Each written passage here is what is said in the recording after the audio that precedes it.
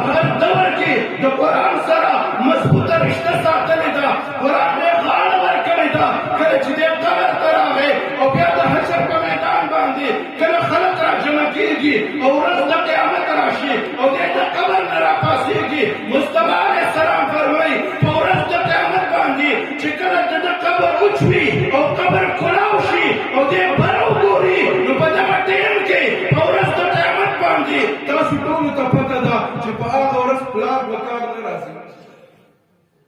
رور په کار نه راځي، بچې په کار نه راځي،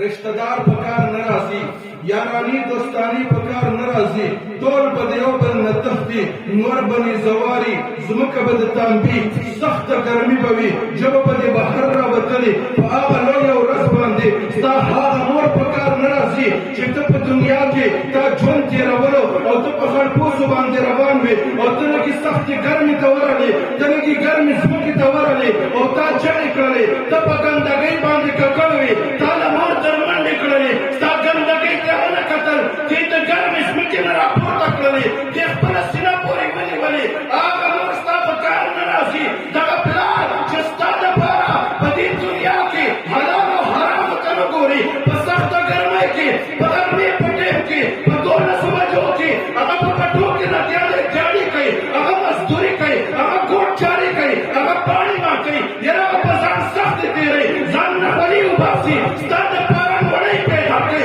تا له د سکول فیس پیدا کوي، تا له د لارې خرچه پیدا کوي، تا له د جیب دپاره څه شی پیدا کوي. هغه پلار چې ستا دپاره هېڅ چا ته نه دي کتلي، ستا دپاره زندګي تېره کړې ده، خو چې کله ورځ د قیامت راغله هغه پلار تا ته نه ګوري، هغه به ستا نه منډې وهي. دغه بچې چې پلار ورله خپله زندګي تباه کړې وه، دغه بچې به د پلار په کار نه راځي. په هغه لویه ورځ باندې چې کله قبر کولاو شي، خو د چا قبر چې د قرآن سره رشته ساتلې ده، نو کله چې قبر کولاو شي دې بره نظر وګوري، برخیاتو کې یو سړی به ولاړي،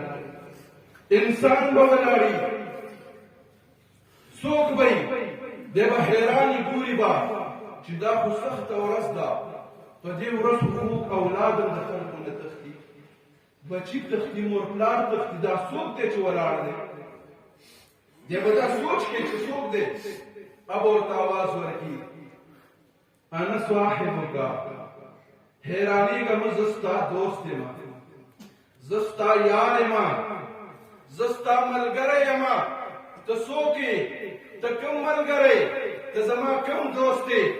ما خو ته چېرته د کرکټ په میدان کې نه وي لیدلی. ته کوم دوست یې؟ ما چېرته کې په جوارۍ کې ځان سره نه وی لیدلی. ته د کوم طرفه دوست یې؟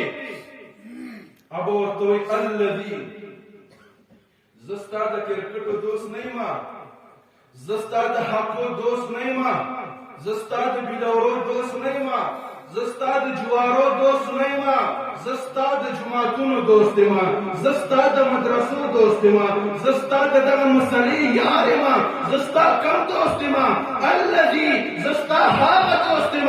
ازماتک فی الهواجر، چې کله سخته ګرمي راغله ما دوتکې ساتلی وي، ما دوکې ساتلی وي، سخته ګرمي راغله، میاشت د روژې راغله، زما حکم راغی خوراک به نه کوې، تا خوراک نه کو، زما حکم راغی څښاک به نه کوې، تا څښاک نه کو، زما حکم راغی اوبه به نه څښې، تا اوبه نه څښلې، لویه ورځ وه، سخته ګرمي وه، تا زما د حکم پابندي کړې ده، زما د حکم خیال دې ساتلی دی، زما سره دې رشته وفا ګرځولې ده، زما د رشتې وفاداري دې کړې ده. زه ستا هغه دوست یم چې په سخته ګرمۍ کې ما ته وږې ساتلی وي، ما ته تږې ساتلی وي، زما حکم راغی لمونځ وکړه، ته مانځه نه تلې، زما حکم راغی روژه ونیسه، تا روژه نیولې ده. واسهرتو لیلک، زه ستا هغه دوست یم چې کله شپه راغله ته بسترې ته پرېنوتې، یاره زه ستړی شوی یم، سخته ګرمي مې شوې ده، زمینداره مې کړې ده، دوکانداري مې کړې ده، مستریتوب مې کړی دی، ډریوري مې کړې ده، نوکري مې کړې ده، مېلمه بیا راغلي او په دغه جومات کې زما د اورېدو دپاره ودرېدې، بیا په تراوو کې ودرېدې، بیا دې رستو تلاوت شروع کړو، بیا دې قرآن راواخیستو، واسهرت لیلک، بیا مې ستا شپه مشوګیره کړې ده. زه ستا هغه یار یم او هغه لویه ورځ باندې چې کله د لویو بادشاهانو تاجونه به په ځمکه باندې رغړي د لویو لویو تاجدارو تاجونه به په هوا کې الوزي قرآن به دې خپل رشته دار ته وایي لاس دې راوړاندې کا چې دا د وقار درله په سر باندې کېږدمه